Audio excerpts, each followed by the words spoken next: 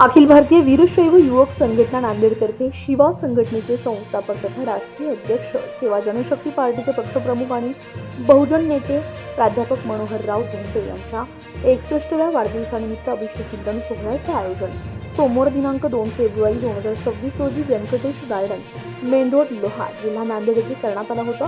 हा कार्यक्रम मोठ्या उत्साहात आणि शिस्तबद्ध वातावरणामध्ये संपन्न झाला। या कार्यक्रमाच्या अध्यक्षस्थानी गोविंदांना केंद्रे माजी आमदार उदगीर विधानसभा होते। कार्यक्रमात प्रसिद्ध हवामान अभ्यासक पंजाबराव डक यांनी प्रमुख व्याख्यान दिले।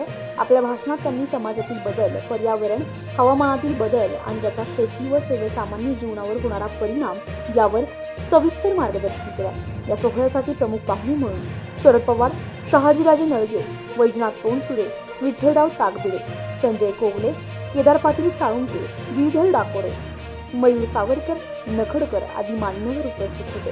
यावेळी विविध मान्यवरांनी प्राध्यापक मनोहरराव धोंडे यांच्या सामाजिक, शैक्षणिक आणि राजकीय कार्याचा गौरव करत त्यांना दीर्घायुष्य आणि पुढील कार्यासाठी शुभेच्छा दिल्या। समाजाच्या संघटन, प्रबोधन आणि परिवर्तनासाठी त्यांनी केलेल्या कार्याचा उपस्थितांनी गौरव केला। कार्यक्रमाचं आयोजन शुभम दोंडे, रवी होळगे, गोविंद हावळे, विश्वनाथ कोडे आणि प्रल्हाद पाटील गुळवाण यांच्या पुढाकारानं करण्यात आलं। कार्यक्रमासाठी शिवा संघटना, सेवा जनशक्ती पार्टीचे पदाधिकारी, कार्यकर्ते तसेच विविध क्षेत्रातील नागरिक मोठ्या संख्येने उपस्थित होते। जनसेवा न्यूज नांदेडसाठी संपादिका सौरंजना गुळवाण, नांदेड। ज्यांचा आज वाढदिवस आहे आदरणीय प्राध्यापक धोंडे सर, त्यांना माझ्याकडून पंजाबकडून त्यांच्या वाढदिवसानिमित्त आभारभरून ढगभरून शुभेच्छा देतो आणि उत्तर तुमची प्रगती हो अशी ईश्वराचरणी प्रार्थना करतो आणि विषय करतो। व सगळ्यात महत्त्वाचे इथं बसलेले माझे प्रगतशील शेतकरी, तरुण शेतकरी, वयोवृद्ध सगळ्यांना नमस्कार करून वेळ खूप झालाय, सगळ्यांचे नाव घेत नाही, पण तरी पण एकदा परत प्राध्यापक सरच्या वाढदिवसाला माझ्याकडून परत एकदा शुभेच्छा देतो आणि विषयाकडे होतो। आणि या ठिकाणी शेतकरी जमलेत म्हणून सुरुवातीला अंदाज सांगतो, पाऊस पाहिजे का तुम्हाला? तुम्ही म्हटले तर लगेच सांगतो कधी येणार आहे, तर अंदाज सांगतो। आज आहे 2 फेब्रुवारी 2026, आज नेमका सरचा वाढदिवस आहे। तर या वाढदिवसानिमित्त तुमच्या संपूर्ण लोहा तालुक्यातील शेतकऱ्याला जवळपास 15 वर्षाचा अंदाज सांगतो त्याच्या वाढदिवसानिमित्त। तर सुरुवातीला 8 दिवसाचा सांगतो। आज आहे 2 फेब्रुवारी 2026। सध्या त्याला तुम्हाला सांगितलं राज्यामध्ये 3, 4 आणि 5 तारखेपर्यंत सगळीकडे ढगाळ वातावरण राहणार आहे आणि उत्तर महाराष्ट्राकडे आणि विदर्भाकडे तिकडे पाऊस पडणार आहे। तुमच्या नांदेडकडे येणार नाही, त्याच्यामुळे काही चिंता करायची गरज नाही। त्याच्यानंतर तुम्हाला एक सांगू इच्छितो, एक आणखी तुमचा हरभरा काढणी झालेला असेल ते एक तारीख लक्षात घ्या। दरवर्षी आपल्या महाराष्ट्रामध्ये 22 फेब्रुवारी ते 10 मार्च गारपीट होते, म्हणून त्या गारपीट व्हायच्या अगोदर तुम्ही तुमच्या पिकाची आदत अगोदर काढून घ्यायची तयारी ठेवा। हे झाला 15 दिवसाचा अंदाज। आता 2026 चा पाऊस कधी पडणार आहे तर ते तुम्हाला सांगितलं। तर मी म्हटलं होतं ना गेल्या वर्षी या ठिकाणी इथंच कार्यक्रमाला आलो होतो, एक लग्नाचा कार्यक्रम होता, तिथं म्हटलं होतं तुमच्या इथं लोकांना खूप पाऊस पडणार आहे आणि मी गेलं की पाऊस खूप झाला। तर 2025 ला खूप पाऊस पडला, सगळे ते भरला असा अंदाज दिला होता, सगळे तळे भरले। आता 2026 ला कसा पाऊस पडणार आहे तर 2026 ला पाऊस कमी पडणार, मात्र पिकं चांगले येणार आहे। म्हणून सर्वप्रथम शेतकऱ्यांसाठी आनंदाची बातमी म्हणजे 2026 शेतकऱ्यांसाठी चांगलं वर्ष असणार आहे, म्हणून हे अंदाज लक्षात घ्यायचा। त्याच्यानंतर 27-28 ला खूप पाऊस पडणार आहे, परत 2029 ला कमी पडणार आहे, 30-31 ला जास्त पडणार आहे, परत 2032 ला कमी पडणार आहे, 33-34 ला खूप पडणार आहे, परत 2035 ला कमी पडणार आहे, 36-37 ला जास्त पडणार आहे, परत 2030 ला कमी पडणार आहे, 39-40 ला जास्त पडणार आहे, परत 2041 ला कमी पडणार आहे, 42-43 ला जास्त पडणार आहे, परत 44 ला कमी पडणार आहे, 45-46 ला जास्त पडणार आहे, परत 47 ला कमी पडणार आहे, 48-49 ला जास्त पडणार आहे, परत 50 ला कमी पडणार आहे, 100 पर्यंत सांगू का? पण तुमच्या लक्षातच नाही राहायचं। म्हणजे इतका अभ्यास मी शेतकऱ्यांसाठी काय केलेला आहे। शेतकऱ्यांना यापुढे एक सांगू इच्छितो, काय करायचं 1 वर्ष लक्षात घ्या, दर 2 वर्ष जास्त पाऊस पडणार आणि एकच वर्ष कमी पडणार, पण ज्या वर्षी पाऊस कमी पडत यावर्षी मात्र पिकं खूप चांगली येणार म्हणून एक सर्वप्रथम शेतकऱ्यासाठी आनंदाच्या बाबतीत हे झाला 15 वर्षाचा अंदाज. मी तुम्हाला एक सांगू देतो, या ठिकाणी मला बोललेलं, माझा सन्मान केला, सत्कार केला, त्याबद्दल परत एकदा धन्यवाद देतो. आमतो जय हिंद, जय महाराष्ट्र. या कार्यक्रमाला ज्यांचा सत्कार करणार आहोत आपण, ज्यांचा वाढदिवस आहे, ते तुमचे नेते, माझे नेते,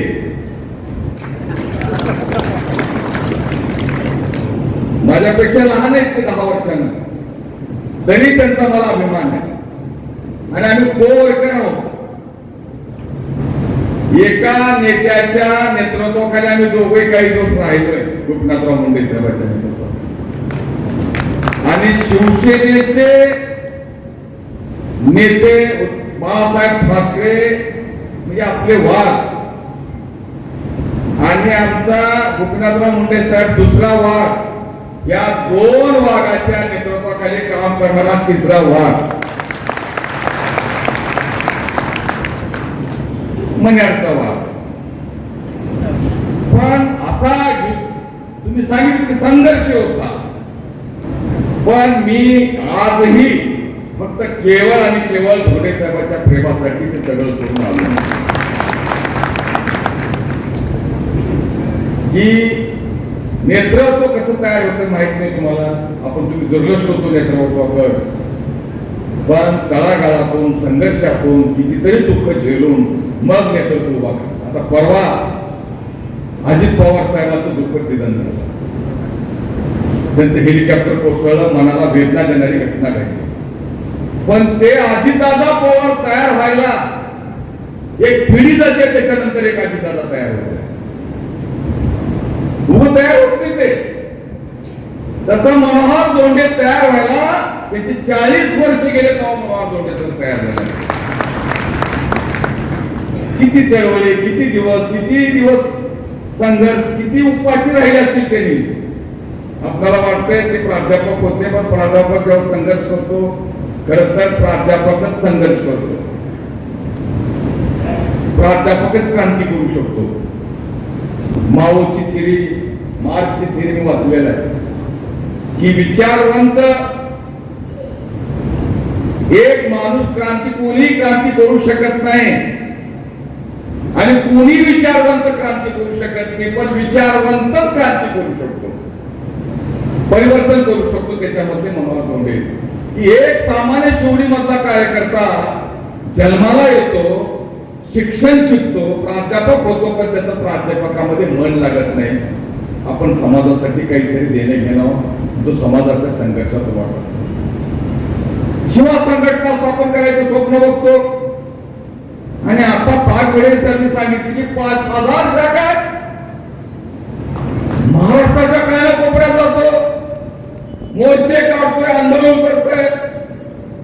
पण धोंडे सराच्या मागे, प्रत्येक मोठ्या माणसाच्या मागे एक हात असतो, त्याचं नाव बायको असते, स्त्री असते. तसं त्यांच्या मागे वहिनीचा हात होता.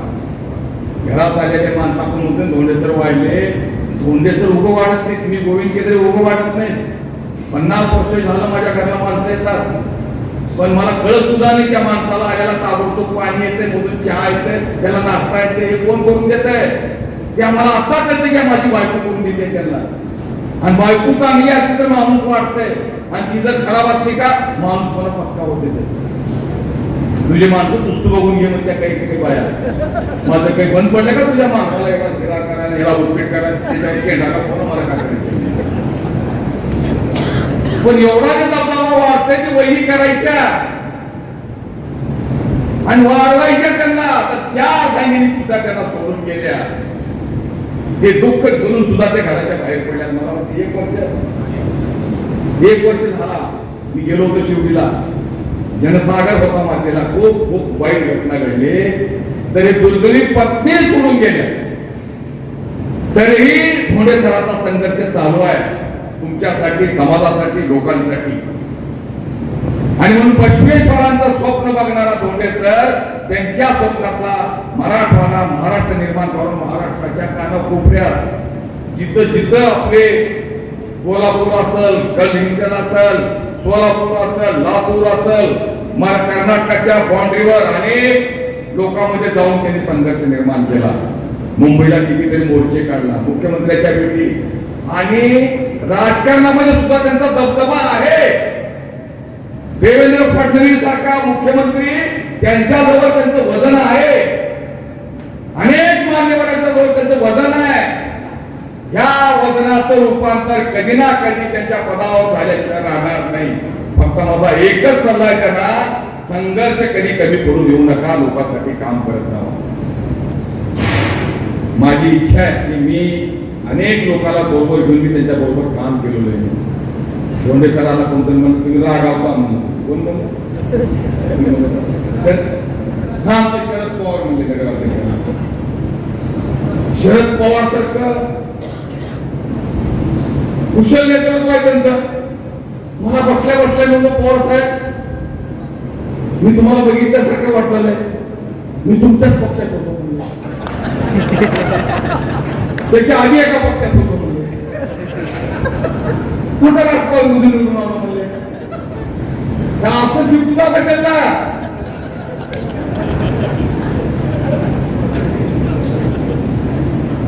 तुम्हाला कोणते शरद पवार साहेब, तुमचे शरद पवार नाव आहे. आम्हाला लोक या धोंड्याला कुठले ऍडजस्टमेंट तोडजोड करू. तुम्हाला जमतंय ते, तुमच्या नावातच मोठेपण आहे, लोक तुम्हाला स्वीकारतात.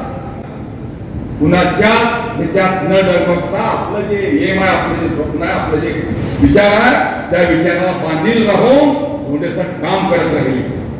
आज त्यांचा 61वा वाढदिवस आहे.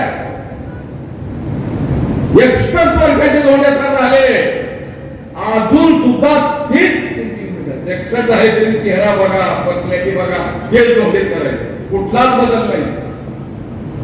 आणि म्हणून आज धोंडेसरला मी मनापासून हार्दिक शुभेच्छा देतो. सुख, शांती, आयुष्य, समाधान सगळं मिळावं. आणि माझ्या ईश्वरा आमचं सर्वांचं, आपण सर्वांनी प्रार्थना केलं, पण सगळ्याच्या प्रार्थनेचं नाव होते पसायदान. एकट्यानं केलं विनंती राहते, सगळ्यांनी केलो पसायदान राहते, त्याच्या ताकद वेगळी आहे. आपण सगळ्यांनी प्रार्थना करू काय देवाला ना आमच्या धोंडेसरला आयुष्यामध्ये चांगलं पद, आमदार खासदार मिळावं, ही हात जोडून मी देवापुढे विनंती करतो. माझं लांबत असलेलं भाषण मी संपवतो, कारण मला जायचं आहे. तरी मी धोंडेसराचं भाषण ऐकल्याशिवाय जाणार नाही. त्यांना शब्द दिले. व्यासपीठावरील आणि समोर बसलेले सर्व प्रतिष्ठित नागरिक, प्रमुख पदाधिकारी, वेगवेगळ्या गावातून आलेले सरपंच, उपसरपंच, त्याचबरोबर खास करून जिल्ह्यातून आणि बाहेर जिल्ह्यातून आलेले आमचे सर्व समग्र शिक्षा कंत्राटी कर्मचारी बांधव भगिनी, आयोजक मंडळी आणि उपस्थित सर्व बंधू आणि भगिनींनो, मी सर्वप्रथम आयोजक मंडळीला आणि आपल्याला धन्यवाद देतो, आपले आभार व्यक्त करतो. सातत्याने दरवर्षी अशा प्रकारचा भव्य कार्यक्रम या ठिकाणी आपण माझ्यासारख्या कार्यकर्त्याच्या वाढदिवसाला आयोजित करता आहात. त्यांनी स्वतःचं भाग्य समजलं. बांधवांनो, गोविंदांनी त्यांचे अनुभव सांगितले. पंजाबराव पाटील धट यांनी त्यांचा विशेष तज्ञ ज्या विषयामध्ये ते आहेत त्याच्याबद्दल शेतकऱ्याला मार्गदर्शन केलं, दिशा दाखवली.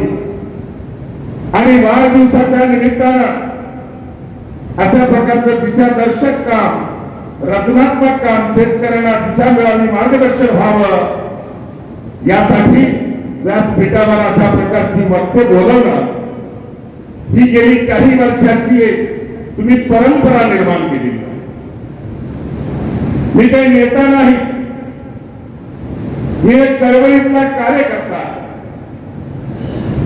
61वा वाढदिवस साजरा करताना मी आपल्याला सांगितलं पाहिजे, गोविंदांनी म्हणल्याप्रमाणे गेली 40 वर्ष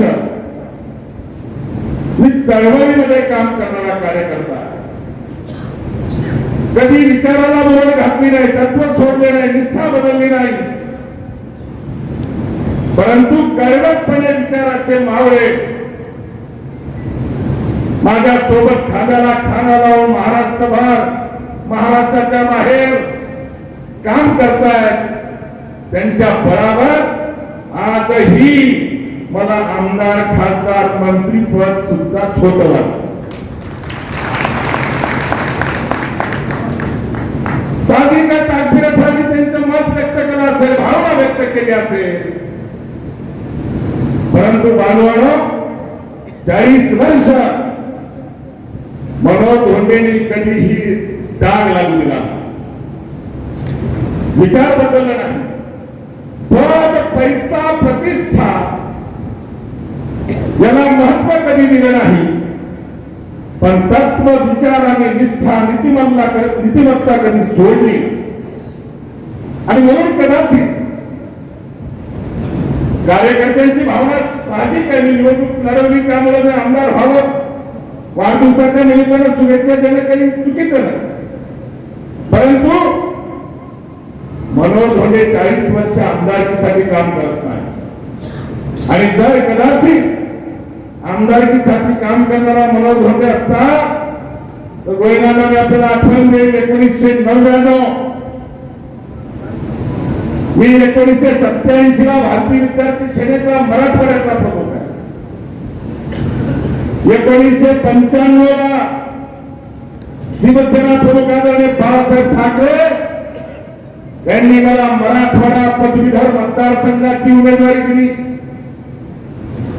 आणि त्यानंतर जेव्हा 99 ला पोटनिवडणूक आली, जयसिंग काका गायकवाड खासदार झाले, केंद्रामध्ये अटलजींच्या मंत्रिमंडळामध्ये केंद्रीय राज्यमंत्री झाले, आणि त्याच्यानंतर पुन्हा पदवीधर मतदारसंघाची पोटनिवडणूक लागली. आणि पोटनिवडणूक लागल्याच्या नंतर सगळा इतिहास सांगत बसत नाही, पुन्हा निवडणूक जाहीर झाली आणि मनोहर धोंडे पुन्हा शिवसेनेचा उमेदवार झाला. माझे आई वडील साधी सही सुद्धा येत नाही, शाळेत पहिलीला सुद्धा गेलेले नाही. मी शेतकरी कुटुंबात जन्माला आलो, बहुजन कुटुंबात जन्माला आलो, परंतु आम्ही कधीही निष्ठा बदलली नाही. 1999 ला आदरणीय गोपीनाथरावजी मुंडे साहेब महाराष्ट्र राज्याचे उपमुख्यमंत्री होते. जाहीरपणे मी तुम्ही आतून पहिल्यांदा सांगतो, शिवसेना प्रमुख आदरणीय बाळासाहेब ठाकरेंनी मला उमेदवारी दिली. मी मराठवाडा पदवीधर मतदारसंघाचा शिवसेनेचा उमेदवार झालो आणि निवडणुकीचा उमेदवारी अर्ज भरला. भारतीय जनता पार्टीकडून श्रीकांत जोशीचा उमेदवारी अर्ज भरला आणि आदरणीय गोपीनाथराव मुंडे साहेब छत्रपती संभाजीनगरला सुभेदारी गेस्ट हाऊस सोडून रात्री 12:30 वाजता ड्रायव्हर आणि मुंडे साहेब दोघच जण माझ्याकडे घरी आले आणि मला मुंडे साहेबांनी सांगितलं, मनोहर संघर्ष किती करतो, तुझ्यासारखा उच्च शिक्षित संघटक असलेला चेहरा हा माझ्यासोबत पाहिजे आणि मला मुंडे आणि धोंडे सोबत पाहिजे. तू फक्त भरलेला उमेदवारी अर्ज उद्या 3 वाजेपर्यंतची वेळ उचलून घे, तुला मराठवाडा वैधानिक विकास महामंडळाचा अध्यक्ष, राज्यमंत्र्याचा दर्जा आणि भारतीय जनता पार्टीचं महाराष्ट्राचं उपाध्यक्ष पद देतो. मला गोपीनाथराव मुंडे साहेब जास्त प्रेम करायला लागले त्याचं उदाहरण द्यायला. मी मुंडे साहेबांना नम्रपणे सांगितलं, साहेब मी शिवसैनिक आहे, इकडे पक्षामध्ये शिवसैनिक आहे, मला शिवसेनेमध्ये सुद्धा हा मुंडे सैनिक म्हणायचे. आणि आदरणीय गोपीनाथ मुंडे साहेबांना मी सांगितलं की ही गोष्ट साहेब मला सांगण्याची आवश्यकता नाही, मला कुठलंही पद नको, मला मातोश्रीचा बाळासाहेबांचा आदेश आला तर एका क्षणात उमेदवारी मागितली. माझी पत्नी बीड जिल्ह्यातली केज तालुक्यातली आहे आणि तिच्या आजोबा आणि मुंडे साहेबांचा फार जवळचा संबंध होता. मुंडे साहेबांनी माझ्या पत्नीला सांगितलं, ती म्हणाली माझं कधीच ऐकत नाही. आणि मग शेवटी मी ऐकत नाही, मी त्यांना एकच सांगितलं, तुम्ही बहुजन नेते म्हणून, महायुतीचे नेते म्हणून मला बाकी काही सांगा, पण शिवसेनेचा उमेदवारी अर्ज हा आदरणीय बाळासाहेब ठाकरेंचा आदेश आल्याशिवाय मी उचलू शकत नाही. मला कुठलंच पद नको. आणि त्याच्यानंतर मुंडे साहेब मुंबईला गेले, मातोश्रीवर गेले. बाळासाहेबांना बोलून त्यांनी युती केली. शिक्षक मतदारसंघ शिवसेनेला आणि पदवीधर मतदारसंघ भाजपला अशी युती केली. आणि पदवीधर मतदारसंघाचा मनोज धोंडे उमेदवार आणि शिक्षक मतदारसंघाचा पद्माकर इंगळे एसपी हायस्कूल, संभाजीनगरला एसपी हायस्कूल आहे, त्या शाळेचा शिक्षक सेनेचा कार्यकर्ता पद्माकर इंगळे उमेदवार. आणि युती झाली. आणि मातोश्रीवरून मला 2 वाजता फोन आला की उमेदवारी मागली. विचारा श्रीकांत जोशीला, विवेक देशपांडे, श्रीकांत जोशी आणि जवळपास 50 कार्यकर्ते माझ्या घरावर आले. बांधवली त्यांना न सांगता मोटरसायकलला किक मारून आयुक्त कार्यालयात गेलो आणि उमेदवारी अर्ज मागवले. आणि मग पत्रकार परिषद घेऊन ही निष्ठा आम्ही पाळत आलो. त्याच्यानंतर श्रीकांत जोशीच्या प्रचाराला मी पाशा पटेल मुंडे साहेबांच्या गाडीत असतो. अनेकदा मुंडे साहेब म्हणायचे, पाशा मनोज धोंडे सारखे कट्टर शिवसैनिक आहेत म्हणून बाळासाहेब आहे. आणि तेव्हापासून मुंडे साहेब मला लहान भावासारखं प्रेम दिले. मी 1999 ची घटना सांगितली. पद आणि पैसा आणि प्रतिष्ठाच्या पलीकडे काम चाललं पाहिजे. विचारावर काम चाललं पाहिजे, निष्ठेवर काम चाललं पाहिजे, तत्वावर काम चाललं पाहिजे. आणि असं जर नसतं तर परमपूज्य डॉक्टर बाबासाहेब आंबेडकरांनी कायदा मंत्री म्हणून राजीनामा दिलाच नसता. 14 कार्यक्रम केले. हा मुख्य कार्यक्रम होते. इथून गेल्यानंतर आणखी 8 कार्यक्रम आहे. एकाही कार्यक्रमामध्ये प्रचंड खर्च होतोय. यांच्या कंदार शाखेनं 100 किलोचं थालीत खोबरं आणलं. कुठं खाऊ एवढं? 100 किलोचं खालीत खोबऱ्याचा लाभ. आम्ही इथून नांदेडला जायचं असं कोणाच्या कामासाठी विचार करतो. पैसे किती लागणार आहेत, तिकीट किती लागणार. आणि अशा प्रकारचे निष्ठावान विचाराचे मावळे हे विचाराला तयार होऊ शकतात.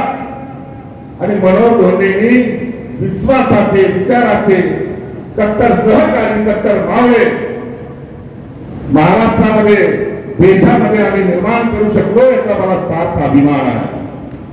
उल्लेख केला, आमदार 5 वर्षानंतर विसरतात. एखादा कोयनांना केंद्र असतं, ते चळवळीतून आलेत म्हणून असतं. कितीतरी आमदार आहेत माझ्याकडे, मी आज नावं पण त्यांचे लक्षात नाहीत माझ्या.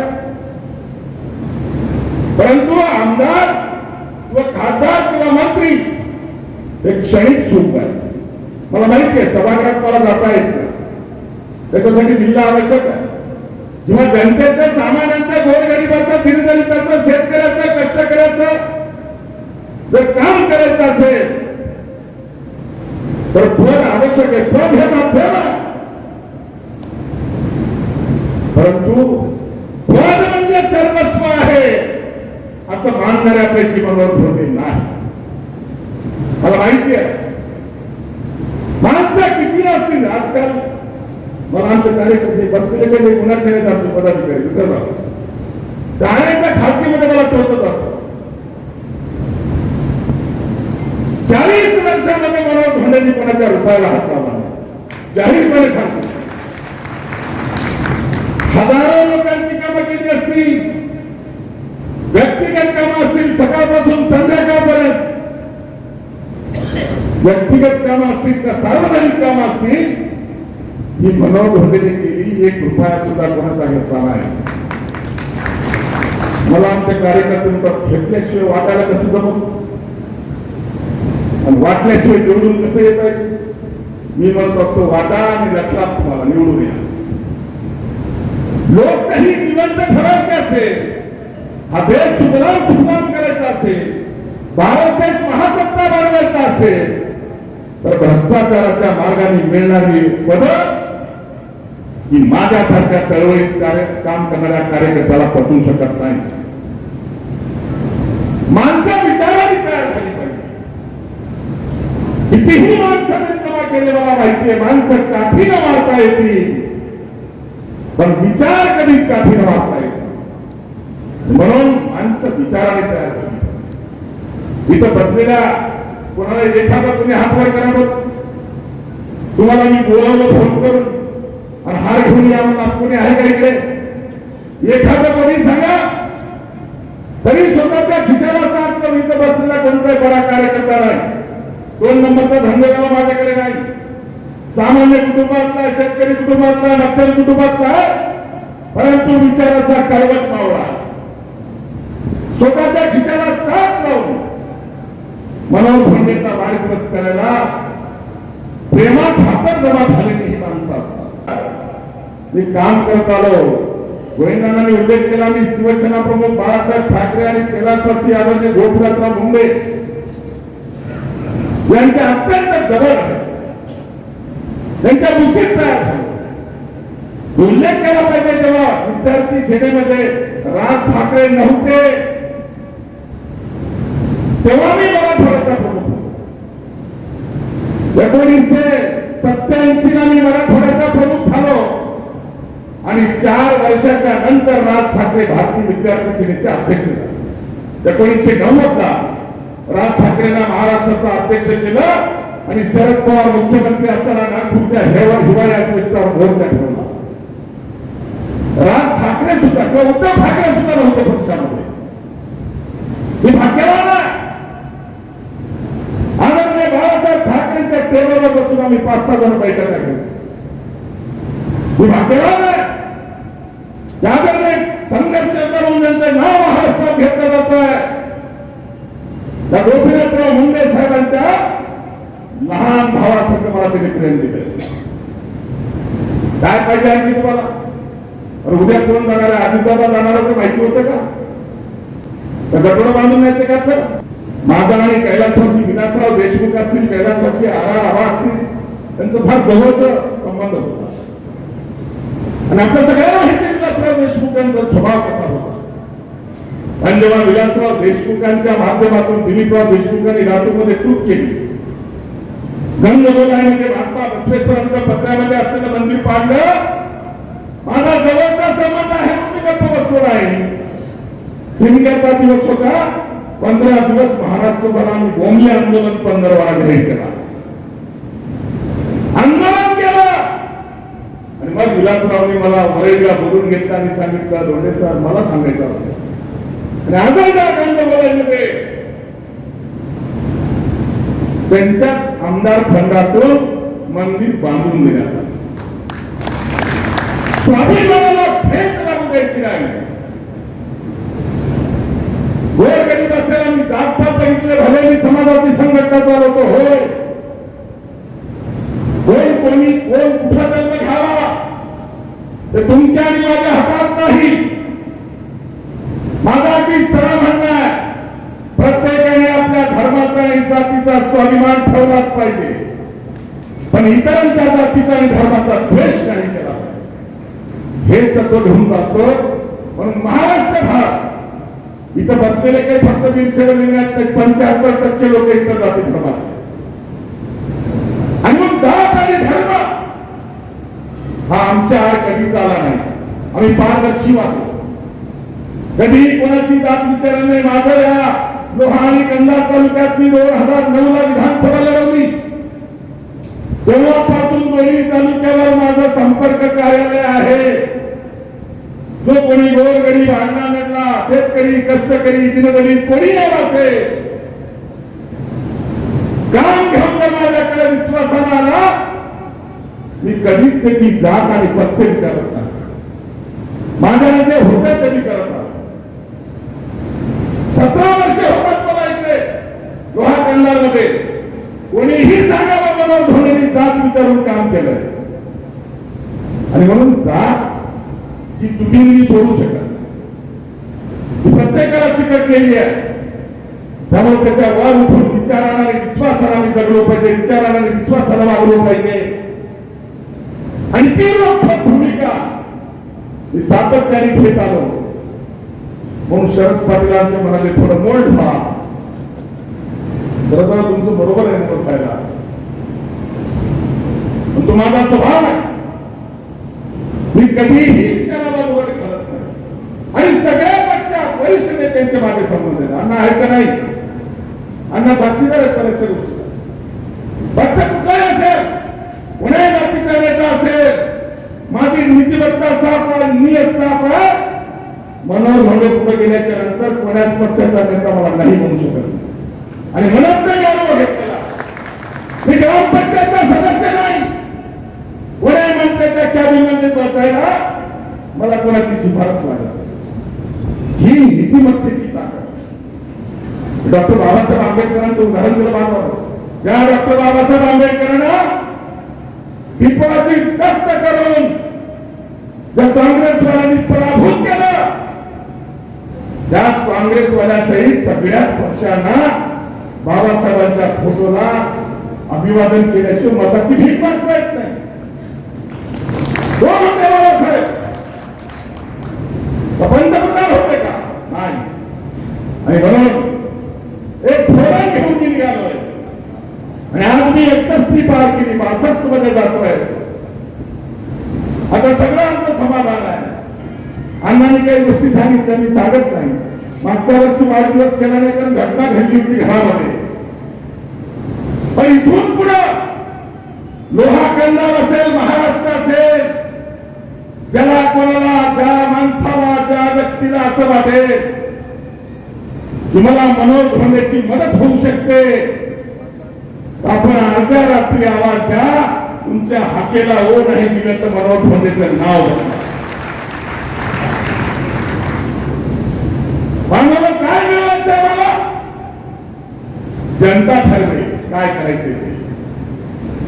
आणि या माध्यमातून काम करताना महाराष्ट्रामध्ये आम्ही एका विचाराने काम करतो. आणि ते काम करत असताना अनेक जण, अनेक नेते सुद्धा म्हणतात धोंडेचं काय औषध आहे की कोणीच फुटत नाही. आता काय औषध आहे माझं? विचाराचं औषध आहे. भले कार्यकर्ता गरीब आहे, इथं बसले आमचं मिळून उभा टाका, टाळ्या वाजवा. प्रथम नगरसेवक आहेत आपले. कोणती समाजाचा कार्यकर्ता, त्यांच्या घरात कुठले राजकारण नाही. रामभाऊ आहे का? गणेशराव नगराध्यक्ष शहाजीराजे आहे का यांच्या घरात राजकारण? नाही, कोणीच नाही, वडील नाही. परंतु विचाराला माणूस तयार झाला. आणि मी कार्यकर्त्याला तळहाताच्या फुगडाप्रमाणे जपतो. माझा स्वभाव, माझ्या कार्यकर्त्याच्या केसाला जर धक्का लागला आग लावल्याशिवाय सोडत नाही. हा माझा स्वभाव आहे. किंवा मनोहर धोंडेचे नाव माझ्या कार्यकर्त्याला लागलं, किती बरा नेता असू द्या, वाकडी नजर करून बघण्याची सुद्धा हिंमत होत नाही. आणि नगरपालिकेला उभा टाकल्याच्या नंतर माजी आमदाराच्या सुनेच्या विरोधात काय काय नसतं झालं, अनेक गोष्टी झाल्या असत्या.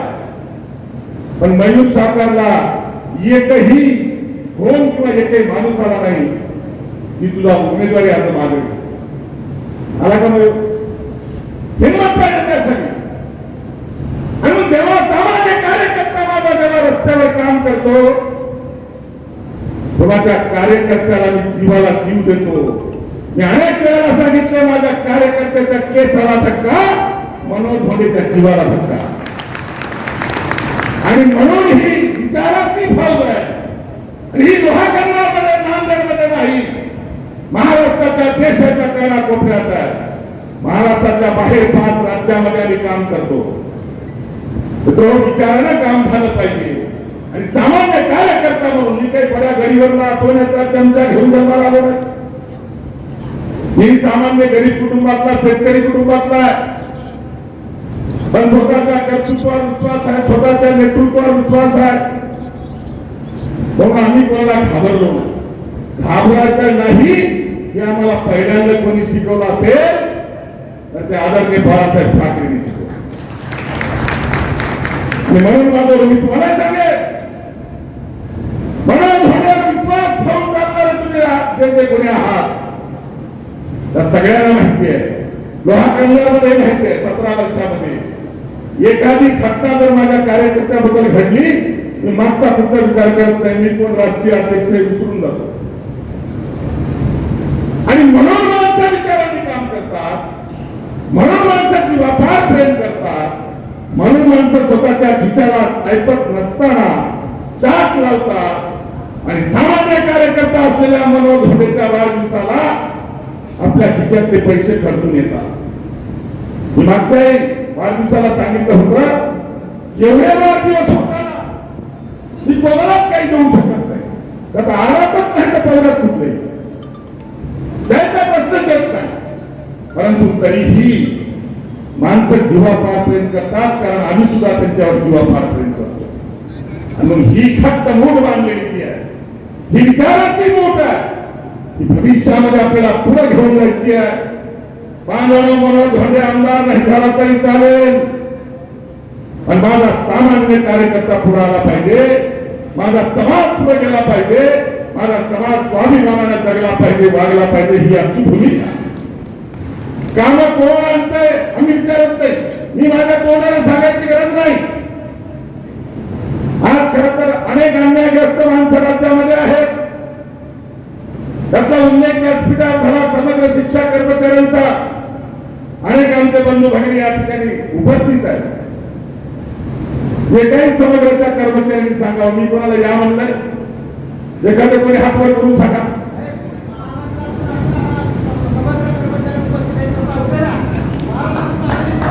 आणि कोण कोणा बाकीचं मी कधी विचारलं? भावाला विश्वास हा माझ्यासाठी सगळ्यात मोठा आहे. आणि विश्वासावर काम करत असताना मला माहिती आहे, मी त्या व्यथा भोगल्या, त्यातून मी स्वतः गेलो. त्यामुळे काय व्यथा असतात ते मला वेगळं सांगण्याची आवश्यकता नाही. आम्ही जे जे काम करताना कुठली अपेक्षा न करता निरपेक्ष भावनेने अण्णांनी डिझेलचा विचार मांडलाय तर खरं आहे, सोपं नाही. बोलणं सोपं आहे, पण करणं सोपं आहे का? नाही. मी जाहीरपणे सांगतो, मी जेव्हापासून चळवळीत काम करतो, माझी आता ही 8वी गाडी आहे. माझ्या सगळ्या गाड्यांचं मीटर हे 30 लाख किलोमीटर झालं. रेल्वेचं विमानाचं सोडून 30 लाख किलोमीटर मी रोडला फिरलोय. कोणी उठून सांगावं मला धोंडे जिल्हा रुपाला? कोणीही. आम्ही घाबरत नाही, भीत नाही, वाटत नाही, चुकत नाही. त्याचं मूळ इथं आहे. आम्ही शर्मिंदच नाही कोणाचं घ्यायचं कोणाच्या बाबा. आणि म्हणून माझी आपल्याला हात जोडून विनंती बांधवलं, विचारानं माणसं आपण काम करत असताना एवढं प्रेम तुम्ही माझ्यासारख्या कार्यकर्त्याला दिलंय. त्यामुळे 61 साजरी करताना उरलेलं आयुष्य जे गोरगरीब, दीनदलित, विस्थापित त्यांचं कोणीच नाही अशांनी अर्ध्या रात्री मनोज धोंडेला आवाज द्यावा. माझं आयुष्य मी तुम्हाला पूर्णपणे समर्पित करणार.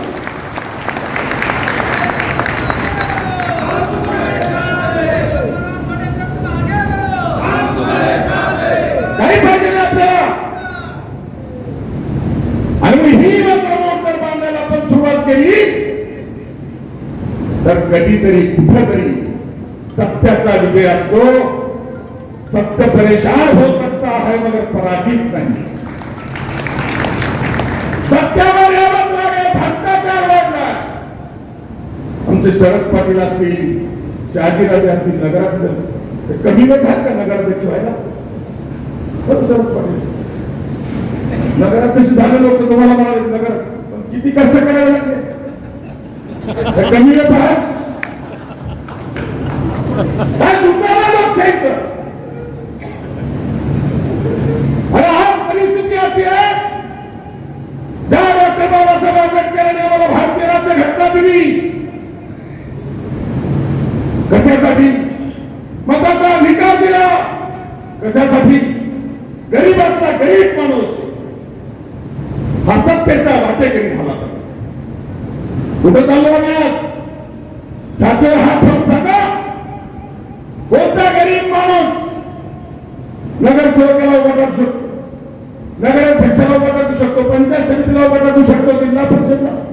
आमदार तर फार लांबची गोष्ट. अरे गरीब माणूस निवडणूक लढवायला घाबरतोय. आयुष्यभर चळवळीत काम करणारी माणसं सुद्धा या राज्यातल्या देशातल्या चळवळी मारून टाकल्या. भांडवलचा इकडे देश चाललाय आणि अशा परिस्थितीमध्ये हातपात होऊन चालणार नाही. भले पूर्ण समुद्र भ्रष्टाचाराने गढूळ झाला तरी पण नितळी नावाचा एक प्राणी असतो, पाण्यामध्ये फिरतो. नितळी पंजाबराव पाणी नितळ करीत. तिला वाटतंय का माझ्याने सगळा समुद्र नितळ होणार आहे? नाही. पण तरी ती थांबते का? ती तिचं काम करते. समुद्र गढूळ झालेला असला तरीही ते पाणी नितळ करायचा प्रयत्न करते. जंगलाला आग लागली, आग लावणारा कोण आहे माहिती नाही, पण चिमणी चोचीत पाणी घेऊन विसरायचा प्रयत्न करते. वाघासारखे प्राणी तिला हसतात, तुझ्या चोचीतल्या पाण्याने काय आग विसरणार आहे? मित्र चिमणी म्हणते जेव्हा इतिहास लिहिला जाईल तेव्हा त्या इतिहासामध्ये डोंगराला किंवा जंगलाला आग लावण्याच्या यादीत नाही तर विजवण्याच्या यादीत माझं नाव असेल. आणि म्हणून म्हणत कोणी नसेल,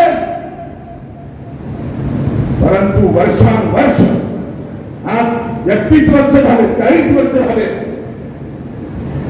जी माणसं माझ्यासोबत आहे ती कधीही दूर गेलेली नाही, जाणार पण नाही. कारण स्वार्थच नाही. वाटण्या करायची वेळ आली की वांगे होतात, माणसं दूर जातात. आमचं काय अंगावरचे कपडे घेऊन निघाले का सारखं सगळं. त्याच्यामुळे तुम्हाला आणि मला भविष्याची दिशा ठरवायची आहे. त्या देशातला भ्रष्टाचार संपवायचा असेल, मला माहिती आहे मला सगळं बिघडलंय, सामान्य माणसं काही विचार करू शकत नाही. हे जरी असलं मी विश्वासाने सांगेल एक दिवस तो नक्की येईल ज्या दिवशी सगळ्यांना मुळावर यावं लागेल आणि कर्तृत्ववान, चारित्र्यवान, चळवळीत काम करणारे, समाजाचं हित बघणारे जे कोणी गरीब असतील, भले पैसे न वाटणारे असतील, त्यांना मतदान करून निवडून दिल्याशिवाय त्या दिवसाची वाट बघू आपण. आणि म्हणून मी आपल्याला नम्रपूर्वक या ठिकाणी माझी भूमिका मुद्दाम सांगितली. ताकभिडेसर कलाकार माणूस छेडल्याशिवाय, कारण आमच्या पक्षाचे प्रदेश प्रवक्ते, सेवा जनशक्ती पार्टी हा पक्ष भरभरलेल्या भ्रष्टाचारी राजकारणामध्ये नीतीचं काम करणारा